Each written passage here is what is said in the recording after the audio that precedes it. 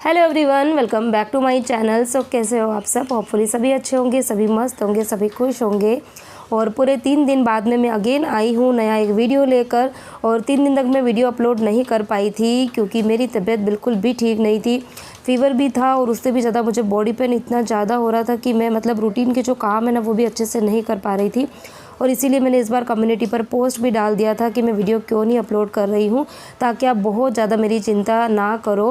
क्योंकि last time जब मैंने अभी वीडियो नहीं डाले थे ना, और गलती भी हो गई थी मेरे से क्योंकि मैंने कम्युनिटी पर कोई पोस्ट नहीं डाला, तो आप लोग बहुत ज़्यादा टेंशन में आ गए थे। और फिर जब मैंने वीडियो डाला तो आप लोगों के जो कमेंट थे वो पढ़कर सही में मुझे भी बुरा लगा कि आप लोग इतना वेट करते, इतनी फ़िक्र करते। तो मुझे जो भी मेरे साथ हो रहा है, जो कुछ भी है वो आपको ज़रूर बताना चाहिए। और अब मैं बिल्कुल ठीक हूँ, पूरी तरह से ठीक नहीं हूँ लेकिन हाँ ठीक हो गई हूँ अब। तो सोचा कि चलिए अब वीडियो जो है वो फिर से रूटीन में आ जाए और फिर से वीडियो जो है वो अपलोड करूँ। तो सुबह की बजी है करीबन 9 और 9 बजे से करी है मैंने अपने वीडियो की शुरुआत। और बस अभी मैं कर रही हूँ जल्दी से लंच की तैयारी। और लंच में मैं बनाने वाली हूँ, बनाने वाली हूँ क्या, बना रही हूँ, आपको पता भी चल गया होगा क्योंकि वीडियो काफ़ी आगे निकल गया है। तो मैं बना रही हूँ स्टफ्ड मिर्ची, जो हमारे राजस्थान की बहुत ज़्यादा फेमस है। एक्चुअली वहाँ पर इस तरीके की मिर्ची नहीं मिलती है, वहाँ जो मिर्ची मिलती है वो सीज़न में आती है। और वो बिल्कुल ना एकदम येलो, लेमन येलो कलर की होती है, जो बहुत ज़्यादा टेस्टी लगती है।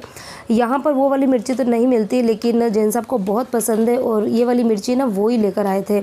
जब मैंने उनको 1-2 दिन पहले फ्रूट्स लाने को कहा था ना, तो ये जहाँ से फ्रूट लेकर आए थे तो वहीं पर ये वाली मिर्ची भी थी, तो ये लेकर आ गए। और जब वो लेकर आए हैं तो फिर बनाना भी बनता है। तो बस मिर्ची जो है उसके मैंने अंदर से बीज निकाल दिए हैं, कट लगा दिया है। और इधर स्टफिंग के लिए मैं बेसन को अच्छे से भून रही हूँ। तो तेल डाला, उसके बाद में उसमें हींग, राई, जीरा डाला और फिर डाल दिया था बेसन। और उसके बाद में बेसन को बिल्कुल लो फ्लेम पर लगातार चलाते जाना है और करीबन 5 से 7 मिनट उसको लगता है भुनने में। और जब उसका कलर अच्छे से चेंज हो जाता है तो उसके बाद में मैंने डाले इसके अंदर मसाले। और मसाले में मैंने डाला है हल्दी, नमक, और मेरे पास में सूखी हुई हरी मिर्च का पाउडर पड़ा था तो मैंने वो डाल दिया। और इसकी जगह लाल मिर्ची भी डाल सकते हो। और आप यदि बिल्कुल भी तीखा नहीं खाते हैं तो आप जो मिर्ची है उसको बिल्कुल स्किप कर सकते हैं, क्योंकि ये जो मैं मोटी वाली मिर्ची काम में ले रही हूँ ना, वो बिल्कुल भी तीखी नहीं होती, बिल्कुल भी। और इसीलिए मुझे थोड़ा सा तीखापन अच्छा लगता है मिर्ची के अंदर, तो मैंने ऊपर से हरी मिर्ची का पाउडर डाल दिया। और उसके बाद में डाला है थोड़ा सा नींबू की जगह पे अगर अमचूर का पाउडर है तो वो भी डाल सकते हैं, अच्छा लगता है। अब उसके बाद में स्टफिंग जो है उसको थोड़ा सा बाइंडिंग देना है ताकि मिर्ची के अंदर अच्छे से उसको भर सके, फिल कर सके। तो मैंने हल्के से पानी के उसके ऊपर छींटे दे दिए हैं। और उससे क्या होगा कि थोड़ी सी एक बाइंडिंग आ जाएगी। और पानी जो है वो ग्लास से नहीं डालना है डायरेक्ट, क्योंकि यदि ज़्यादा पानी डाल देंगे तो स्टफिंग जो है वो स्टफिंग की जगह बेसन का घोल बन जाएगा, तो इस चीज़ का ध्यान रखना है। तो बस इधर स्टफिंग जो है वो तैयार हो गई है और बस अभी अंदर मैं मिर्ची के अंदर फटाफट से भर दूंगी। और इस टाइम पर एक टिप मैं आपको फिर से देना चाहूँगी कि जब भी आप मिर्ची के अंदर स्टफिंग भरते हैं ना, तो थोड़ी सी जगह उसके अंदर बचनी चाहिए। बिल्कुल ऊपर तक नहीं भरना है, थोड़ी सी जगह उसमें रहनी चाहिए। क्योंकि जब अभी हम उसको कढ़ाई के अंदर फिर से पकाने के लिए रखेंगे ना, तो जब हम बहुत ज़्यादा मिर्ची के अंदर बेसन भर देते हैं ना, तो जब उसको हम उलटते पलटते हैं ना, तो वो जो एक्स्ट्रा बेसन जो होता है ना वो बाहर निकल जाता है। और होता क्या है कि फिर वो बेसन जो है वो जल जाता है, तो फिर मिर्ची जो है वो ना दिखने में अच्छी लगती है और ना ही खाने में। तो इसके लिए मैं बिल्कुल एकदम अच्छे से दबा दबा के नहीं भर रही हूँ, हल्का हल्का सा मैंने जगह जो है वो रख दी है। और इधर देखो सारी की सारी मिर्ची के अंदर स्टफिंग भर दी और थोड़ी सी स्टफिंग जो है वो बच गई है। तो इस स्टफिंग को भी मैं आगे काम में लेने वाली हूँ, कैसे लेऊँगी वो आपको मैं आगे बताती जाती हूँ। अब जल्दी से अगेन तड़का लगाना है, तो मैंने सेम कढ़ाई ली, उसमें तेल डाला और जीरा डाला है। अभी मैंने हींग, राई कुछ भी नहीं डाला है क्योंकि पहले ऑलरेडी डाल चुके हैं। और उसके बाद में जब तेल हल्का सा माइल्ड गर्म करना है, बहुत तेज़ गर्म नहीं करना, नहीं तो फिर मिर्ची जो है वो नीचे से जल जाएगी। और उसके बाद में सारी ही मिर्ची मैंने रख दी है और ऊपर ढक दी है प्लेट। थोड़ा सा उसके ऊपर रख दिया मैंने पानी, क्योंकि फिर तेल के अंदर हमने डायरेक्ट मिर्ची रखी है ना, तो वो जल ना जाए इसके लिए। और करीबन 2 मिनट बाद में हम उसको फिर से अच्छे से उलट पलट देंगे। नीचे की जो मिर्ची है उसको हम ऊपर की तरफ लेकर आ जाएंगे।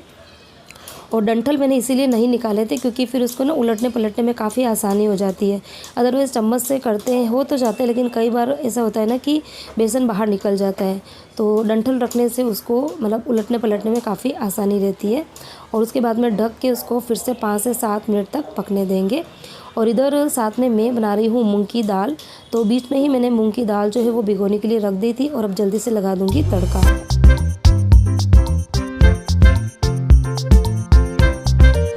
और उसी बीच में एक बार मिर्ची जो है वो भी मैंने चेक की है और करीबन 4 से 5 मिनट हो गए थे। उसके बाद में जो स्टफिंग हमने बेसन की बचाई थी ना, मतलब बच गई थी, वो मैंने ज़्यादा ही बनाई थी, बची कुछ नहीं थी, मैंने ज़्यादा ही बनाई थी। उसको पूरी ही मिर्ची के ऊपर अच्छे से फैला देंगे ताकि मिर्ची जो है वो अंदर से तो बेसन से भरी हुई है ही, बाहर से भी अच्छे से बेसन से कोट हो जाएगी। और उसके बाद में 1 से 2 मिनट और पकने देंगे। तो इधर जो लंच जो है वो बनकर तैयार हो गया है। जेंट्स आपके लिए लग रही है थाली। तो मूंग की दाल है, मैंगो जूस है और चटपटी सी है मिर्ची, और मूंग की दाल के अंदर मैंने थोड़ा सा डाल दिया है लेमन, और गरम गरम है रोटी। तो आइए आप भी बहुत ही टेस्टी सा लंच कर लीजिए। और ये वाली थाली जा रही है जेंट्स आपको, हम लोग करेंगे थोड़ी सी देर बाद में।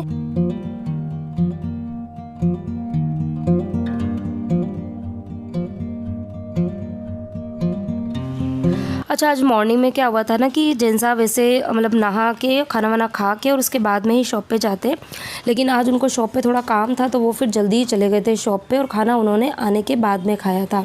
और जब वो आए थे तो साथ में वो ये तुलसी जी के 2 पौधे लेकर आए थे, और मेरे को खैर है ना लाने थे, मेरा खुद का भी मन हो रहा था, लेकिन मैं सोच रही थी कि ये वेकेशन निकल जाए क्योंकि कहीं ना कहीं ना बार बार जाना पड़ रहा है, और उससे क्या होता है कि बराबर इन पौधों को हम पानी नहीं दे पाते ना, तो फिर वो बहुत जल्दी सूख जाते हैं क्योंकि आजकल गर्मी जो है वो बहुत ही ज़्यादा पड़ने लग गई है। लेकिन उनके ना बिल्कुल दिमाग से निकल गया था और वो है ना 2 पौधे लेकर आ गए। और जैसे ही लेकर आए तो मैंने उनको ना यही बोला कि आप अभी क्यों लेकर आए हो, क्योंकि अगेन हमको कुछ टाइम बाद में जाना है बाहर, और जब फिर 2-4 दिन भी यदि पानी नहीं देते ना पौधे तो वो बिल्कुल ख़राब से होने लग जाते हैं, बिल्कुल सूख जाते हैं। लेकिन अब जब वो लेकर आ ही गए हैं तो फिर अब जैन साहब और परी दोनों मिलकर उसकी प्लांटिंग कर रहे हैं। और विहान की तबीयत जो है, जब मेरी तबीयत ख़राब हुई ना तो उसी बीच में विहान जो है वो भी थोड़ा सा ऐसे नरम गरम होने लग गया था, तो आज उसकी भी तबीयत ठीक नहीं है तो वो उधर रेस्ट कर रहा है और इधर ये पौधे को अच्छे से गमले में सेट कर रहे हैं। तो ये दोनों गमले जो है वो आप सबको पता ही होगा कि मेरी जो किचन की विंडो है वहाँ पर 3 गमले पड़े हैं, उसमें से एक के अंदर तो एलोवेरा है और ये 2 जो थे वो काफ़ी टाइम से खाली पड़े हुए थे। तो मैं इन वैकेशंस का ही वेट कर रही थी कि जब वैकेशन होएंगे तो फिर कुछ ना कुछ करूँगी, लेकिन मुझे तो टाइम मिला नहीं। जैन साहब ये पौधे लेकर आए हैं तो बस इसी के अंदर वो अच्छे से प्लांट कर रहे हैं। तो कुछ इस तरीके से आते हैं, और हमारे यहाँ पर है ना हर एक गली के अंदर एक नर्सरी मिल ही जाती है जहाँ पर बहुत तरीके के पौधे होते हैं, बहुत तरीके के, बहुत सौ के तो नाम भी नहीं पता होते। और काफ़ी अच्छा लगता है मुझे और जैन साहब दोनों को बहुत शौक है मतलब इस तरीके के प्लांट्स घर में रखने का, लेकिन मजबूरी ये है कि घर में कहीं पर भी जगह नहीं है कि हम अच्छा सा एक गार्डन जो है वो बना पाए। सिर्फ एक किचन की विंडो ही है जहाँ पर 2-3 गमले जो है वो रख पाती हूँ मैं जैसे तैसे करके।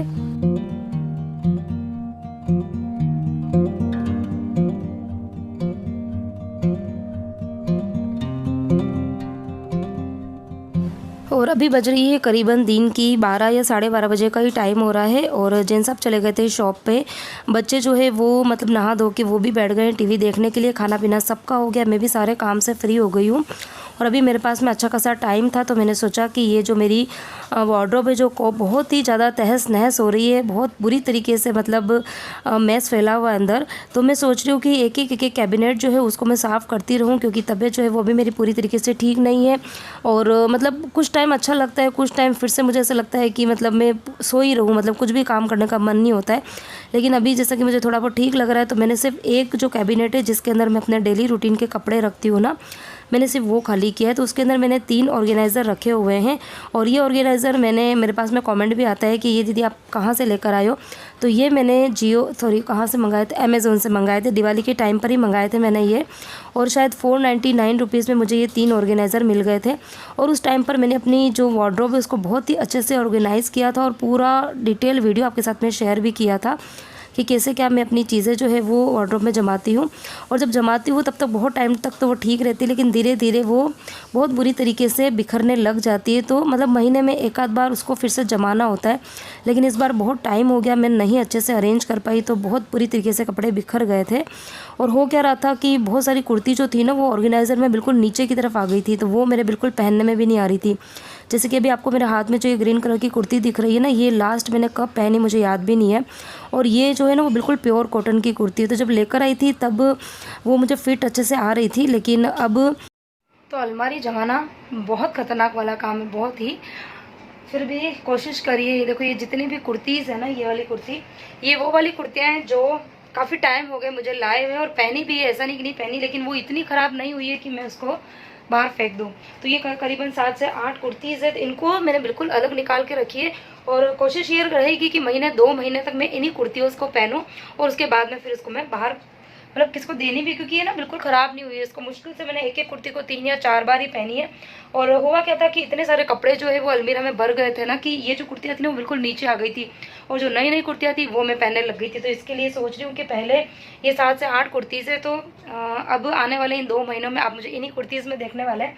और उसके अलावा कुछ कुर्तियाँ ऐसी थी जो बहुत बार पहन ली है मैंने, लेकिन वो ख़राब नहीं हुई थी। ये देखो, ये वाली जैसे कि ये कुर्ती है, ये वो चिकनकारी वाली जो कुर्ती आती है ना, वो इसका इतना अच्छा फैब्रिक है। इसको मैंने करीबन 10 से 15 बार पहनी है, इवन और ज़्यादा बार पहन ली होगी, लेकिन अभी भी बहुत सुंदर है ये वाली। लेकिन ये है कि ये बिल्कुल प्योर कॉटन की है ना, तो ये श्रिंक हो गई है और इसके अंदर बिल्कुल भी वो स्टिचिंग बची नहीं है कि मैं उसकी सिलाई खोल पाऊँ, क्योंकि मैं शायद स्मॉल साइज़ की लेके आई थी और जब लेकर आई थी तब ये मुझे अच्छे से फिट हो रही थी।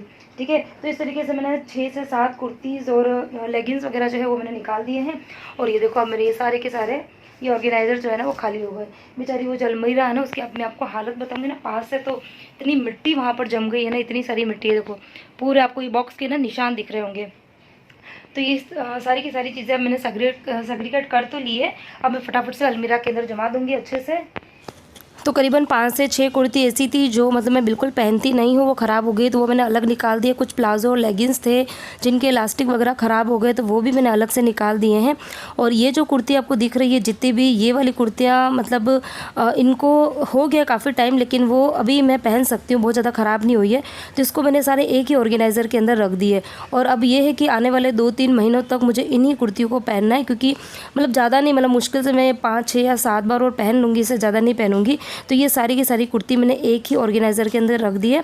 और दूसरा एक और ऑर्गेनाइज़र है, उसके अंदर मैंने जितने भी बॉटम्स है, बॉटम्स जैसे कि लेगिंग्स हो गए, प्लाजो हो गए, तो वो मैंने रख दिए हैं। और तीसरा जो ऑर्गेनाइज़र है उसके अंदर मैंने अपने जितने भी नाइट ड्रेसेस है, ट्रैक पैंट है, और इसके अलावा मतलब मेरे पास में 4 जीन्स है, लेकिन अभी गर्मी में मैं बिल्कुल भी जीन्स जो है वो मेरे को अच्छा कंफर्टेबल नहीं लगता है पहनना, लेकिन फिर भी मैंने 2 जीन्स जो है वो मतलब इस ऑर्गेनाइज़र में नीचे की तरफ रख दी है। तो जब कभी मन होगा तो फिर मुझे बाकी जो दूसरे ऑर्गेनाइज़र है ना उनको बिखेरने की ज़रूरत नहीं पड़ेगी। तो इस तरीके से मैंने अपने डेली रूटीन के जो कपड़े हैं वो उनको अच्छे से ऑर्गेनाइज़ कर तो दिया है। अब देखते हैं कितने दिन तक वो इस तरीके से अच्छे से सजे सवरे रहते हैं। मेरे ही हाथ में है रखना नहीं रखना। और अभी हो गया है शाम का टाइम, काम करते करते लेट हो गया, तो उसके बाद में मैं अपने वीडियो की एडिटिंग में लग गई थी। और उसके बाद में करीबन 5 या 5:15 बजे का टाइम हुआ, तो जैन साहब आए और वो साथ में लेकर आए थे पाइनएप्पल और ऑरेंज, क्योंकि जैसे कि मैंने आपको कहा कि मेरी भी तबीयत ठीक नहीं चल रही है और विहान की भी तबीयत ख़राब है। तो उनको मैंने कहा था कि आप बाहर से जूस ले आना, तो उन्होंने सोचा कि बाहर का जूस पिए, उससे अच्छा है कि घर पर ही जूस निकाल देते हैं। तो वो लेकर आए थे ऑरेंज नहीं सॉरी मौसमी लेकर आए थे और पाइनएप्पल लेकर आए। तो ये वाला जो जूसर है वो काफ़ी टाइम पुराना जूसर है, करीबन 7 से 8 साल पुराना है। और इसको मुझे यूज़ करे हुए भी करीबन 1.5 या 2 साल हो गया। 1.5-2 साल से मैंने इसका यूज़ नहीं किया है। तभी जैन साहब चला के देख रहे हैं कि वो चालू कंडीशन में है भी है कि नहीं है। तो बिल्कुल प्रॉपर कंडीशन में था, बिल्कुल सही था, अच्छे से चल रहा था। तो इधर मैंने उनको जो मौसमी है उसको छील के और उसको कट करके मैं उनको देती जा रही हूँ और वो जल्दी से निकाल देंगे जूस। तो मुझे हम लोगों को सबको है ना खाली ऑरेंज का या फिर मौसमी का जूस अच्छा नहीं लगता, उसके अंदर पाइनएप्पल मिक्स कर देते हैं ना, तो वो जूस थोड़ा खट्टा मीठा हो जाता है, तो वो काफ़ी ज़्यादा अच्छा लगता है।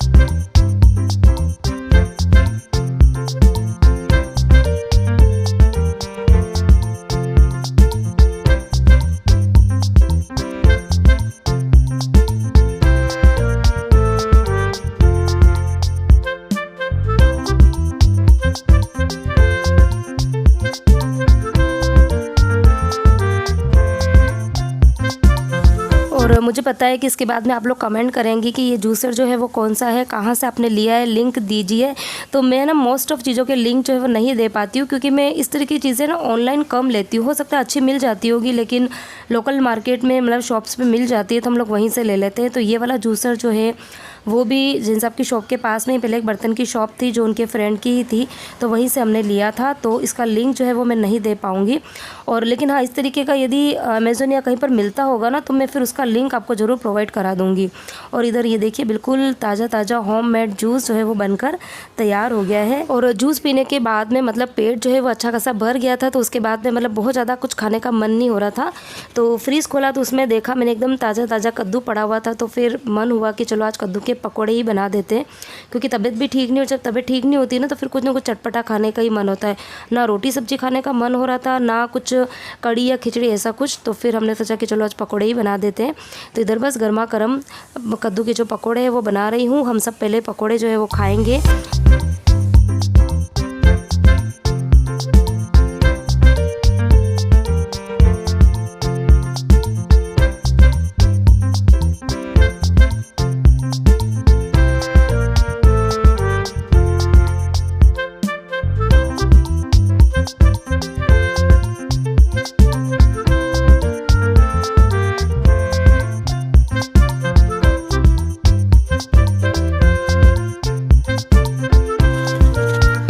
और मेरी हालत तो पकोड़े बनाते बनाते ही ख़राब होने लग गई थी। मतलब मुझे थोड़ा सा है ना जी घबराना सा लग गया था।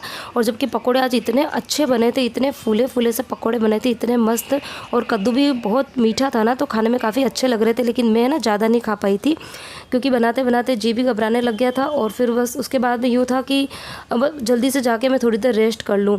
तो ये जो टाइम है वो करीबन 8 या सवा 8 बजे का टाइम था रात का, और खाना हम सबका बहुत जल्दी हो गया था आज। और उसके बाद में मैं बर्तन वर्तन साफ़ किए, किचन मैंने क्लीन किया, और उसके बाद में मैंने थोड़ी सी देर रेस्ट किया। और उसके बाद मुझे लगा कि नहीं, अभी बहुत सारा टाइम है, क्योंकि जैन साहब भी आएंगे रात को 10 बजे तक शॉप से, तो मैं क्या करूं। तो मैंने सोचा कि चलिए एक और कैबिनेट जो है वो खाली करके उसको साफ़ कर देती हूँ, क्योंकि ये काम है ना मुझे अच्छा लगता है। मतलब घर को साफ़ सुथरा रखना, घर की सफाई करना, ये मुझे पसंद है, मतलब अच्छा लगता है। जब मेरा मन कुछ भी काम में मन नहीं होता है ना, तो मैं फिर कोई ना कोई क्लीनिंग का काम निकाल देती हूँ, तो अच्छा लगता है मुझे। तो मैंने जो सबसे ऊपर वाला शेल्फ है जहाँ पर मैं अपनी साड़ियाँ रखती हूँ, हेवी वाली साड़ी, तो मैंने वो वाला कैबिनेट खाली किया है। और वैसे तो ना पूरी वार्डरोब जो है वो अच्छे से पैक है, लेकिन पता नहीं इतनी सारी मिट्टी जो है वो कहाँ से आ जाती है। सारे ही जो ऑर्गेनाइज़र है साड़ी के ना, सबके ऊपर इतनी डस्ट जमी हुई थी। तो लास्ट मैंने शायद डीप क्लीनिंग दिवाली के टाइम पे ही करी थी, तो करीबन 5 से 6 महीने हो गए। तो 5 से 6 महीने के बाद में एक बार ज़रूरत होती है कि अच्छे से साफ़ किया जाए। तो सबसे ज़्यादा सरदर्द तो मेरा ये होता है देख के कि क्या चीज़ रखूँ और क्या चीज़ फेंकूँ। अभी मैंने पूरी मतलब मेरा जो साड़ी का ऊपर का जो कैबिनेट है वो पूरा खाली ये सोच के किया था कि इसमें से वो साड़ी मैं निकाल दूंगी, मतलब दे दूंगी किसी न किसी को कि जो मुझे नहीं पसंद है, मतलब मैं पहनती नहीं हूँ। लेकिन जब मैंने ये वाली साड़ी खोली, ये साड़ी करीबन मेरी 10 साल पुरानी साड़ी है। मतलब शादी के टाइम की तो नहीं, शादी के जस्ट बाद में ही कहीं ना कहीं से लाई थी, याद अभी मुझे बहुत अच्छे से नहीं है, ब्लर है सब चीज़ें। लेकिन ये कि अभी इसको जब निकाला ना तो फिर ये हो रहा है कि ये साड़ी मैंने सिर्फ एक ही बार पहनी है, और इतनी प्यारी, मतलब इसका बॉर्डर वगैरह सब कुछ इतना सुंदर है ना, तो फिर वापस से एक मन ये हो रहा है कि नहीं फिर से रख देती हूँ। लेकिन रख के कोई फ़ायदा नहीं है, जब कभी कहीं पर भी जाना होगा तो मैं जो अभी की इन 2-4 साल में जो खरीदी हुई साड़ियाँ है ना, मैं उन्हीं में से पहनूंगी। ये वाली जो साड़ी है वो मैं नहीं पहनूंगी। तो सिर्फ इसी की बात नहीं है, इसके अलावा और भी साड़ी है मेरे पास में। और देखो ना, ये वाली साड़ी है, ये वाली साड़ी जो है ना वो मैंने खुद से बनवाई है, मतलब मैंने खुद ने डिज़ाइन करी है साड़ी। आपको बताऊँ ना तो ये वाली साड़ी भी बहुत सुंदर है। इसके अंदर मैंने ना 2-3 मतलब अलग अलग जो फैब्रिक है उनका यूज़ करके और फिर बनवाई थी। ये देखो, इसके ना ऊपर का जो ये कलर है वो मतलब इंग्लिश कलर है, कैरेट, इंग्लिश कैरेट कलर आप कुछ कह सकते हैं, मतलब उस तरीके का है। और नीचे की तरफ बीच में इसका काफ़ी ज़्यादा ट्रेंड चल रहा था, आज से 6-7 साल पहले की बात कर रही हूँ। और नीचे की तरफ है ये नेट। और उसके बाद में अगर इसके बॉर्डर की बात करें तो ये देखो, इसका जो बॉर्डर है वो मैंने कुछ इस तरीके का बनवाया था। नीचे मैंने लगवाई है ये वाली जो मिरर लेस जो होती है ना, वो वाली मैंने लगवाई थी। और बीच में ये जो ऑरेंज कलर का दिख रहा है ना, ये एक बहुत बड़ा जैसे ना कपड़ा था, ये अपना ब्लाउज का जो कपड़ा रहता है ना, 1-1.5 मीटर का कपड़ा था। तो उस कपड़े की लेस मतलब बॉर्डर बना के और फिर यहाँ पे लगवाया है। तो दिमाग पूरा मैंने लगाया था, लेकिन सिलाई मैंने नहीं करी थी। सिलाई मैंने बाहर टेलर वाले भैया जो थे उनको दी थी। अभी तो वो टेलर वाले भैया ही पता नहीं कहाँ चले गए, कोविड के टाइम से कहीं गायब हो गए। तो उस टाइम पे मैंने 2-3 साड़ियाँ जो है वो बनवाई थी। तो आपके पास में भी इस तरीके के पुराने पुराने जो कपड़े होते हैं, लेकिन ये कि करीबन 2.5 और 3 मीटर इतना कपड़ा आपको चाहिए, क्योंकि ऊपर का जो पल्लू होता है वो 2.5 मीटर का होता है और नीचे जो प्लेट्स लगती है ना नीचे की तरफ, वो 3 मीटर के कपड़े की बनती है। तो करीबन 3 और 2.5 मतलब 5.5 मीटर कपड़ा जो है आपको चाहिए। तो यदि आपके पास में इतना बड़ा यदि कपड़ा पड़ा है कोई भी, तो आप उनको जॉइंट करके भी साड़ी जो है वो बनवा सकते हैं। और डिटेल में मैं पता है क्यों बता रही हूँ, क्योंकि मेरे पास में ना कॉमेंट आए थे बीच में, जब मैंने एक बार इसी तरीके से अपने अलमीरा की सफाई कर रही थी ना, तो मैंने बोला था कि मैंने अपने लिए साड़ी जो है वो खुद से डिज़ाइन करी। तो मेरे पास में आए थे कमेंट कि किस तरीके से आपने साड़ी जो है वो डिज़ाइन करी है, बताना ज़रूर। और ये जो है वो ये है इसका पल्लू। तो 3 कपड़े मैंने इसके अंदर 3 नहीं सॉरी 2 कपड़े यूज़ में लिए। एक तो ये प्लेन वाला कपड़ा है, कौन आया, तो 2 कपड़े का मैंने यूज़ लिया है। एक तो ये प्लेन वाला कपड़ा है जो कि पूरा जो नीचे वाली प्लेट्स बनती है उसका है, और ये है पल्लू। और पूरी ही साड़ी के ऊपर मैंने इस तरीके का बॉर्डर जो है वो बनवा के लगाया था। और 5 से 6 साल पहले की साड़ी हो गई थी, थोड़ी सी मतलब डल हो गया इसका कलर, लेकिन उस टाइम पर तो ये इतनी प्यारी लगती थी। और मिरर लेस की वजह से इसका जो वज़न है वो इतना ज़्यादा हो गया साड़ी का, पहनने के बाद में तो अभी भी अगर तैयार वैयार होते हैं ना तो बहुत सुंदर लगती है ये साड़ी। तो ये तो मेरी फेवरेट साड़ी, इसको तो मैं डालूंगी नहीं, कभी ना कभी कहीं ना कहीं, चाहे किट्टी में पहनूँ, मंदिर में पहनूँ, कहीं पर भी पहनूँ, मैं पहन ही लूँगी। तो अभी मुझे ना ये समझ नहीं आ रहा है कि कौन सी साड़ी रखूँ और कौन सी फाड़ दूँ, क्योंकि ये वाली जो साड़ी है इसका बॉर्डर बहुत चौड़ा है, इतना ज़्यादा चौड़ा है ना, कुछ समझ ही नहीं आ रहा है। किस किस के साथ में ऐसा होता है, मेरे ख्याल से सभी लेडीज़ों के साथ में होता ही होगा, स्पेशली साड़ी के चक्कर में, क्योंकि आजकल साड़ी जो है वो कम पहनने में आती है और फेंकने का मन होता नहीं है। और अगेन ये वाली साड़ी जो है, ये वाली साड़ी के साथ में तो मेरी बहुत, और ये वाली जो साड़ी है इस साड़ी के साथ में तो मेरी बहुत अच्छी सी मेमोरी जो है वो जुड़ी हुई है। तो इसको तो मैं किसी कीमत पे डालने वाली नहीं हूँ, किसको देने वाली नहीं हूँ, चाहे पहनूँ चाहे नहीं पहनूँ। एक बार मैं खोल के बता देती हूँ कि किस तरीके की ये साड़ी है। हो ये भी 6 साल पुरानी साड़ी है, 6 या 7 साल पुरानी, 7 साल पुरानी साड़ी है ये वाली। तो ये मैंने ना ऑनलाइन जो है वो मंगाई मैंने थी, लेकिन ना मेरी तरफ से नहीं थी ये साड़ी। ये साड़ी जब इस घर के अंदर हम रहने के लिए आए थे तो इस घर की हमने करी थी ओपनिंग, और ओपनिंग के टाइम पे मेरे पापा ने मुझे ये साड़ी जो है वो गिफ्ट करी थी, ठीक है। और उन्होंने मुझे बोल दिया था तेरे पसंद की जो साड़ी है वो तो मंगा देना। तो मेरे को ना उस टाइम पे मतलब घर में इतने सारे काम थे, बाहर जाने का टाइम नहीं था, तो मैंने ये वाली साड़ी जो है वो मंगाई थी। और हो सकता है बहुत से लोगों ने देखी भी होगी, क्योंकि कुछ टाइम पहले तक ये वाली साड़ी जो थी वो बहुत ज़्यादा ट्रेंड में थी ऑनलाइन, मतलब अमेज़न खोलो या एजियो खोलो या फिर मिंत्रा खोलो, ये वाली साड़ी जो है वो दिखी जाती थी। लेकिन अब जब 6 साल हो गए तो अब थोड़ा सा इसका जो ट्रेंड है वो कम हो गया। इसमें क्या है, नीचे की तरफ पूरा ऑरेंज कलर का नेट है और इसमें एकदम बड़ी बड़ी सी जो बूटियाँ बनी हुई होती है ना, जो पहले बहुत चलती थी, आजकल बिल्कुल इसका ट्रेंड नहीं है। तो ये वाली साड़ी जो है वो मैं नहीं पहन पाती हूँ, फिर देखेंगे कभी पहनना होगा। लेकिन हाँ, अभी इस साड़ी को तो मैं किसी को नहीं दूंगी, ये साड़ी मैं अपने पास में रखूँगी। तो बस इसी तरीके से अभी सब साड़ी मुझे पता है, कुछ भी डालने वाली नहीं हूँ मैं। सारी साड़ियाँ फिर से ऊपर कैबिनेट में जमेगी, अगेन मैं जब सफाई करूँगी तो फिर से निकालूंगी, फिर से उसको अच्छे से पोंछ पाछ के रख दूँगी।